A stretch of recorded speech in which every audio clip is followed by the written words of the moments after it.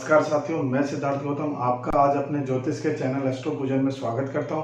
यहां पे आपको लगातार हम ज्योतिष संबंधित जानकारी उपलब्ध करवाते रहते हैं। आशा करता हूं उसका फायदा भी आपको मिलता होगा। इसी क्रम में आज हम लोग आपके लिए लेकर आए हैं ज्योतिष के कुछ ऐसे सूत्र जिनको लगा के आप अपने फलादेश में काफी सटीकता ला सकते हैं, या आप खुद भी अपनी कुंडली पे लगा के इसको देख सकते हैं। इनको बोला जाता है ज्योतिष के अकाटे सूत्र, या फिर ऐसे सूत्र जो हमारे एक्सपीरियंस पे आधारित है। कई लोग इनको ज्योतिष के जादुई सूत्र भी बोलते हैं। चलिए आइए इसको डिस्कस करते हैं बिना किसी टाइम को खराब करे। आइए हम लोग चलते हैं पहले सूत्र की ओर।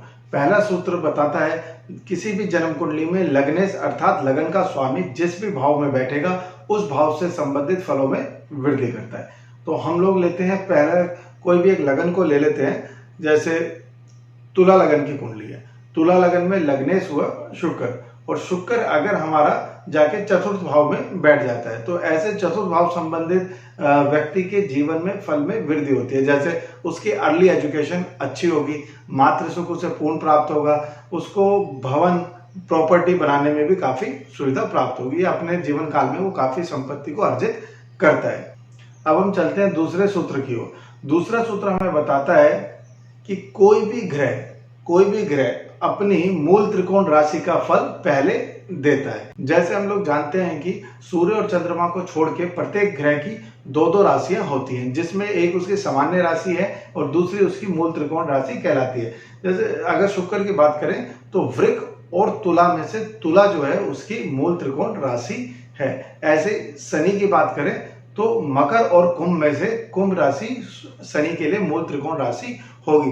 तो कोई भी ग्रह किस राशि का फल प्रधानता से देता है, तो जिस भी भाव में शुक्र की मूल त्रिकोण राशि अर्थात तुला होगी उस भाव के फल वो अपनी दशा अंतरदशा में अधिक देता है।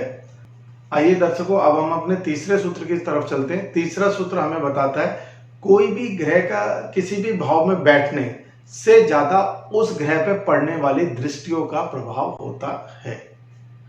दोबारा बताता हूं, किसी भी भाव में किसी ग्रह के बैठने से ज्यादा प्रभावी उस भाव पे पड़ने वाली ग्रहों की दृष्टि की प्रधानता होती है। अगर मैं बात करूं सेकंड हाउस में गुरु बैठा है और उस पे मंगल की दृष्टि है, तो ऐसे में जब भी हम द्वितीय भाव सेकंड हाउस का फलादेश करेंगे तो उसमें हमें मंगल की दृष्टि को प्रधानता देनी चाहिए।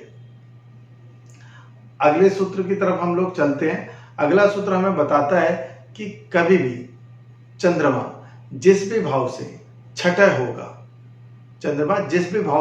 होगा उस भाव के फल में कमी लाता है या उस भाव संबंधित समस्याएं उत्पन्न करता है।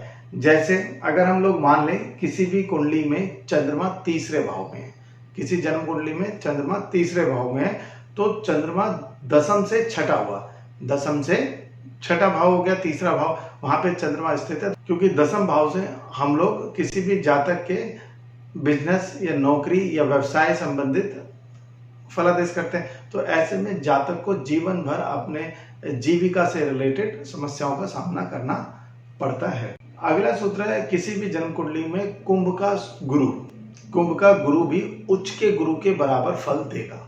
जैसे कि हमें पता है कि कुंभ का गुरु को बहुत शुभता दी गई है, काफी शुभ माना गया है। क्यों?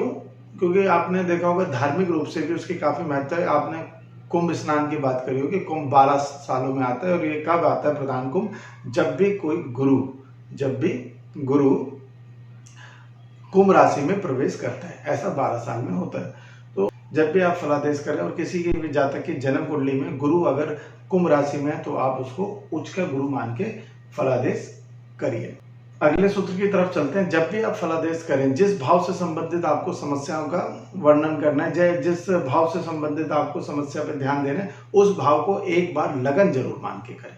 तो कभी भी अगर आपको किसी ने कहा मेरे को विवाह संबंधित समस्या है, तो एक बार सप्तम भाव एक बार उसको जरूर लगन मान के कार्य करें। अगर सप्तम भाव को लगन मान के बाकी ग्रहों की स्थिति को देखेंगे तो आप सप्तम भाव के बारे में ज्यादा अच्छा फलादेश कर पाएंगे। अगला सूत्र है, बहुत छोटा सा सूत्र है, गुरु जिस भी भाव में बैठा हो, कुंडली में गुरु जिस भी भाव में बैठता है उस भाव के फल में देखा गया लगातार कमी करता है। उसकी दृष्टि भले अच्छी हो सकती है, लेकिन ये देखा गया है गुरु जिस भी भाव में बैठेगा उस संबंधित भाव में कमी करता है, क्योंकि हम जानते हैं कि गुरु क्या है, एक त्याग का रूप है। तो जिस भी भाव में वो बैठता है उस संबंधित फलों को वो त्याग देता है, तो हमारे को वो चीजें कम मिलती हैं। अगला सूत्र है, कोई भी ग्रह फल देने में तभी सक्षम होगा जब वो पूर्णतः बली होगा। तो कुंडली में देखते वक्त आप किसी भी ग्रह का फलादेश करने से पहले ये जरूर देख लें कि जो ग्रह है वो अस्त ना हो, वक्री ना हो, बाल्यावस्था में ना हो, वृद्धावस्था में ना हो, और वो सर्वबल में बली हो। अगले सूत्र की तरफ चलते हैं। जब भी किसी कुंडली में हम लोग देखेंगे कि सप्तमेश नवम भाव में गया हुआ है, सप्तमेश नवम भाव में गया हुआ है जो विवाह का कारक है, तो ऐसे में विवाह उपरांत व्यक्ति का भाग्योदय होता है। तो ये भी बड़ा अच्छा हुआ है कि अगर किसी कुंडली में आपने देखा कि सप्तमेश भाग्य स्थान मतलब नवम भाव में गया हुआ है, तो हम लोग कह सकते हैं इस जातक का विवाह के उपरांत भाग्योदय होगा। इसी प्रकार हम अगले सूत्र की तरफ चलते हैं। जब भी हम लोग देखें कि लगन और लग्नेश, किसी भी कुंडली में लगन और लग्नेश अगर पीड़ित है तो ऐसे जातक का पूरा जीवन संघर्ष में ही गुजरेगा। अगर लगन और लग्नेश पीड़ित हैं, लगन का मतलब लगन पापकृत हो सकता है, उस पर पाप ग्रहों की दृष्टि हो सकती है। ऐसे ही लग्नेश जो है वो नीच राशि का हो सकता है, लग्नेश अस्त हो सकता है, लग्नेश वक्री हो सकता है, लग्नेश बाल्यावस्था में हो सकता है, लग्नेश संधि में हो सकता है। तो जब भी ऐसा पाएंगे तो देखेंगे लगभग किसी भी जातक की पूरी जिंदगी जो है संघर्ष में गुजरती है।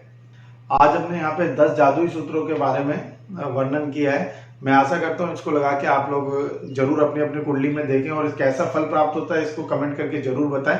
अगर आपने हमारा चैनल सब्सक्राइब नहीं किया है तो ऐसे अच्छे वीडियोस के लिए आप इसको सब्सक्राइब और लाइक जरूर करें। अगली वीडियो में मिलते हैं अगले नए टॉपिक के साथ। धन्यवाद।